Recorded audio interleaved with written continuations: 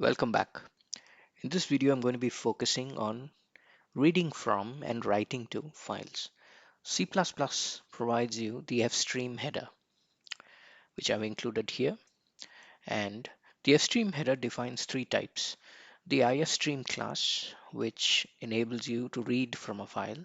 The ofstream class, which enables you to write to a file. And the fstream class, which you can use to read as well as write to a file. Now, I've written a simple program here, and as you can see, I've created an object of type ifstream. So the object that I'm creating is my input file. So you can create an ifstream object and then associate it with a file on your disk. So it's also possible to create an empty input stream, say something like this. So this is valid too, and then you could always call the open and then specify pretty much the same, the path to the same file. Let me copy that. So you could do this too. I prefer using this syntax. It's a lot more cleaner.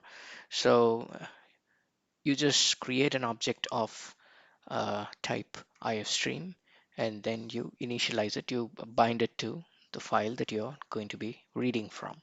So ifstream, you need to remember, also inherits from the ifstream class. And all the operations that you can perform on an input stream, you can also perform on an input file stream. Now, what am I trying to do here? I'm actually trying to read from this file. And as long as there is input, valid input, and as long as I can read valid input from the file, this loop would be continuing to execute. So all I'm trying to do is I'm trying to read the contents of the file using getLine. So I can use the same syntax that I have used previously, when I was reading from standard input. So instead of using the standard input stream, I'm in this case using the input file stream, and I'm reading that into a string that I've declared here. And after that, I'm just sending the contents of that file, of each line that I'm reading, I'm sending it to standard output. Finally, I'm actually closing the file stream object. So what's this file about? So if you can see here, there is something called, I've created a file with just a few professions listed out here. So you got the welder, the paleontologist, the engineer, pilot, and janitor. So now that's the file that I'm trying to read. So let's run this bit of code. So as you can see, I have all those professions listed out, and that's because this line executes. So as it keeps reading the file, you also output each and every line to the standard output. So that's pretty simple, and this is how you use an input stream. By default, an input file stream can open out. So there are also file modes that you can specify. So in this case, I haven't, because by default, when you open out a file for reading, it is using this particular mode, the in mode. So this is implicit, and you don't really need to specify that. But when it comes to writing files, there are a few modes that you might want to specify, and I'll be focusing on that in a subsequent lesson. So let's now move down and take a look at how you would write to a file. So I have some code here where I'm actually trying to write to the same file. So I have created an ofstream object, my output file, and I'm binding it to this very same file that I had earlier read from. And as you can see, I'm also specifying the mode in which this file has to be open for writing. So in this case, I'm opening it in the append mode. So, the file would not be cleared out on opening. You would be able to go right to the end of the file and append any contents that you are trying to write to the file. The other modes, of course, are by default when you open a file for writing, it's the out mode, and this clears out any existing content of the file. And you also have the binary mode where you can open out a file in binary mode, and you also have something called the trunk mode where the file is open, truncated, where all the contents of the file are cleared out. And you also have the iOS ATE mode where it's once again, as soon as the file is opened, the cursor goes right to the end of the file so that you can append any contents.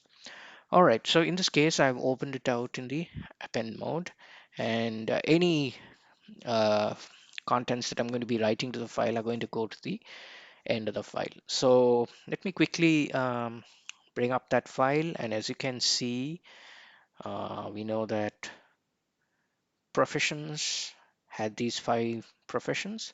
All right, so let's quickly now run through this program. So I'm trying to prompt you to enter a profession, and then I get that from the standard input.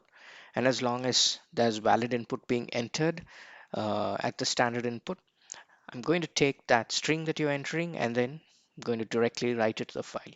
So like I said previously, IStream inherits from iStream, and similarly OFStream inherits from OStream. So you can use the insertion operator to actually directly insert it into this output file stream. Very similar to we have used cout in the past to actually insert to the standard output stream. So in this case, I'm going to be using uh, the file stream object that I have created, and I'm going to use this insertion operator to insert the input that I'm reading from standard input, and I'm going to write that directly to this output stream. Finally, once I've completed the entire process of entering professions and I'm done with writing to the file, I close the file output stream. So that's pretty straightforward. Let's run this code, and maybe we can always comment this out. We don't need this. Okay, so let me run this. So I'm going to be prompted to enter a profession. So let's enter maybe something exotic. Let's say something like dancer. And what else can I enter? Maybe singer, or maybe a trucker.